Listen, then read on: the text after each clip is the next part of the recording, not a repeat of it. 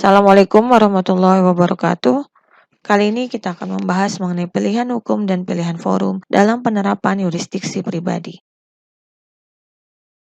Dalam penerapan yurisdiksi hukum, di Australia juga mengenal istilah personal jurisdiction atau yurisdiksi pribadi. Konsep ini memberikan negara wewenang untuk mewajibkan tergugat asing untuk muncul di depan pengadilannya untuk membela klaim jika negara itu memiliki yurisdiksi pribadi atas tergugat.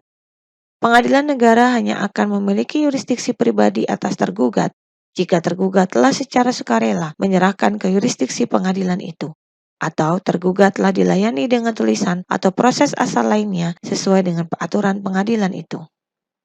Seperti diketahui bersama, bahwa penerapan yurisdiksi hukum pada penegakan hukum kasus-kasus perdagangan elektronik memberikan tantangan tersendiri, khususnya pentingnya kerjasama lintas negara. Jika berkaitan dengan hal ini, maka terdapat prinsip yurisdiksi yang dapat diterapkan, yaitu pertama, yurisdiksi in personam, yaitu yurisdiksi antar para pihak, di mana dikenal dengan istilah actor sequitur forum rei. Kedua, yurisdiksi in rem, yaitu yurisdiksi yang melekat pada benda. Selanjutnya, penegakan hukum kasus-kasus perdagangan elektronik sangat lekat dengan status personal para pihak, yaitu kedudukan hukum dari seseorang yang umumnya ditentukan oleh hukum dari negaranya dan ia dianggap terikat secara permanen. Status personal memiliki hak dan kewajiban, di mana menentukan kemampuan dan ketidakmampuan bersikap atau bertindak di bidang hukum. Menentukan status personal berdasarkan dua prinsip utama, yaitu prinsip nasionalitas dan prinsip teritorialitas. Sedangkan menentukan kedudukan hukum ditentukan berdasarkan dua asas, yaitu satu kewarganegaraan dan yang kedua domisili. Azas nasionalitas. Berdasarkan azas ini, status personal seseorang ditentukan berdasarkan hukum kewarganegaraan orang itu. Asas ini juga berlaku pada penentuan status benda bergerak, di mana hukum yang berlaku untuk menentukan status personal orang yang memiliki atau menguasai benda tersebut. Selanjutnya, azas teritorialitas atau tempat hidup seseorang secara permanen.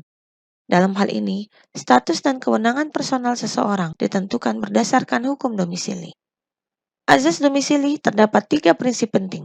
Yang pertama, domicile of origin, yaitu tempat kediaman permanen seseorang karena kelahiran orang itu di tempat tertentu. Yang kedua, domicile of dependence, tempat kediaman permanen seseorang karena kebergantungannya pada orang lain.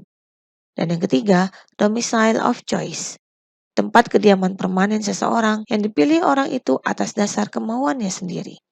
Jika seseorang memilih domicile of choice, biasanya tiap negara memiliki aturannya sendiri-sendiri, seperti memiliki tempat kediaman, memiliki kemampuan, dan memiliki hasrat atau intention. Hal inilah yang lebih dikenal dengan yurisdiksi pribadi. Selanjutnya, terdapat asas-asas yang dapat digunakan dalam penegakan hukum kasus-kasus perdagangan elektronik sebagai berikut. Pertama, gugatan diajukan di tempat kreditur atau pemegang hak atas benda itu berkewarganegaraan atau berdomisili. Kedua, gugatan diajukan di mana benda-benda tersebut berada. Ketiga, gugatan itu diajukan pada pembuatan atas perjanjian yang terjadi. Keempat, gugatan diajukan pada sistem hukum yang dipilih oleh para pihak dalam perjanjian yang menyangkut benda-benda itu, atau disebut dengan choice of law. Kelima, gugatan diajukan pada yang memiliki kaitan yang paling nyata dan substansial terhadap transaksi yang menyangkut benda tersebut. Keenam, gugatan diajukan pada pihak yang prestasinya dalam perjanjian tentang benda yang bersangkutan tampak paling khas dan karakteristik. Jika dikaitkan dengan adanya hubungan kontraktual dalam aktivitas perdagangan elektronik, pada umumnya dipilih sendiri oleh para pihak. Hal inilah yang dikenal dengan pilihan hukum dan pilihan forum. Hal ini, para pihak dapat menentukan hukum dan forum mana yang akan digunakan dalam menyelesaikan sengketa para pihak, selama tidak melanggar ketentuan ketertiban umum masing-masing negara pihak. Namun demikian, jika tidak ditemukan pilihan hukum dan pilihan forum, maka dalam menentukan hukum dan forum mana yang dapat digunakan dalam menyelesaikan sengketa yang terjadi, maka terdapat azas-azas sebagai berikut. Pertama, lex mercantoria. Prinsip-prinsip dan kebiasaan-kebiasaan yang diterima secara umum dalam praktek perdagangan internasional tanpa merujuk kepada suatu sistem hukum nasional tertentu. Kedua, lex loci contractus dan the proper law of the contract adalah hukum dari tempat pembuatan kontrak. Ketiga, lex loci solutionis. Hukum yang berlaku bagi suatu kontrak adalah tempat di mana kontrak tersebut dilaksanakan. Yang keempat, the proper law of the contract. Sistem hukum yang mempunyai kaitan yang paling erat dan nyata dengan transaksi yang terjadi. Dan yang kelima, the most characteristic connection. Sistem hukum yang seyogyanya menjadi the proper law of the contract adalah sistem hukum dari pihak yang dianggap memberikan prestasi yang khas dalam suatu jenis atau bentuk kontrak tersebut.